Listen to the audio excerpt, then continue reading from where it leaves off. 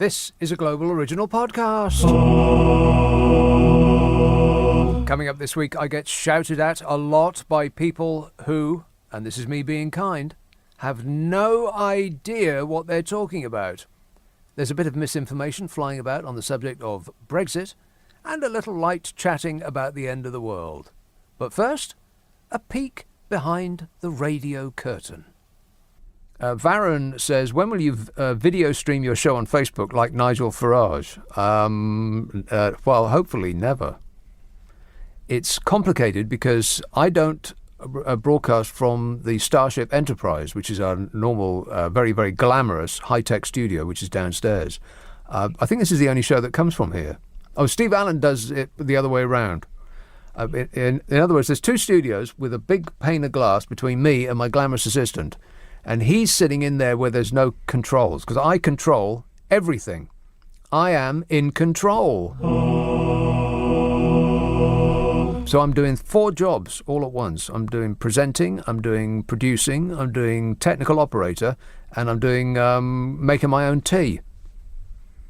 I'm like the Swiss Army knife of radio. And the upshot of that is that I'm sitting where the engineers normally sit, and nobody wants to see an engineer. That's absolutely true. So there's no cameras in here. So that's why you can't see me. But I can see you. Yes, I can. I've got you on tape. Now, here's a fighty lady who has a pertinent question or two. Here's a call in Blackpool. Hey up, Joe. Hello. I'm a lot nicer than when I first rang up because I was in a bit of a state with you. A state? Yes. What sort of state?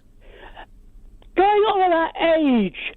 Age? You're going on about people being old. Yeah. And not doing this, not knowing that. And I'm in that bracket. How old are you, Joe? I'm not telling you. 60 years old. No, I'm not. 70. I'm not. 95 years old. No. You might be that one day, and I might meet you. Anyway. I don't know. That sounds like a threat, Joe. What? You're 65, 50, I'm not. 48. You're 48 years old. Oh, whatever you can let your imagine roam. 53. I haven't rung up about all this. Right. I've rung up about the parliamentarians, in actual fact. Right. Because they're all career politicians. Would you tell me, please, why we're virtually going to have a parliamentary, upheaval because of this one Brexit vote? I don't even know, and I listen regularly to the discussions.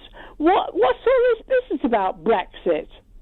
Can someone explain it to me? Joe, did you vote in the referendum? Yes. And which way did you vote? I voted for our independence. I want Britain to be Britain again. I want to make our own decisions and not have interference from other countries.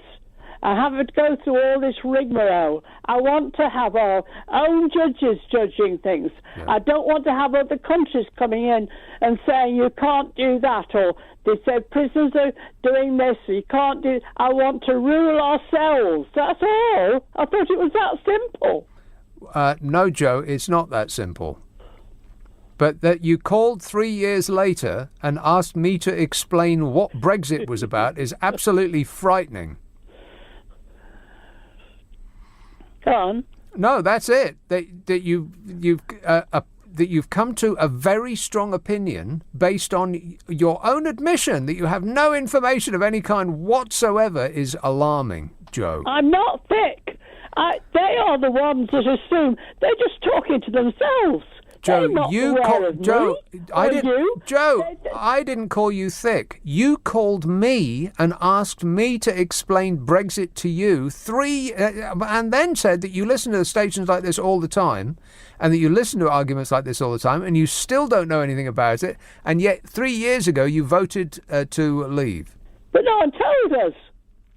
No one told us. I never heard this word Brexit before I voted. Where's that come from? It's not getting any better, Joe. I've got to tell you. Anyway, I'll stay friends with you. I like Okay. listening to you. All right. Thanks a lot, Night, Joe. night. Night, Ta-da. Bye-bye. Well, we can all stay friends, can't we? Well, maybe not with the next caller.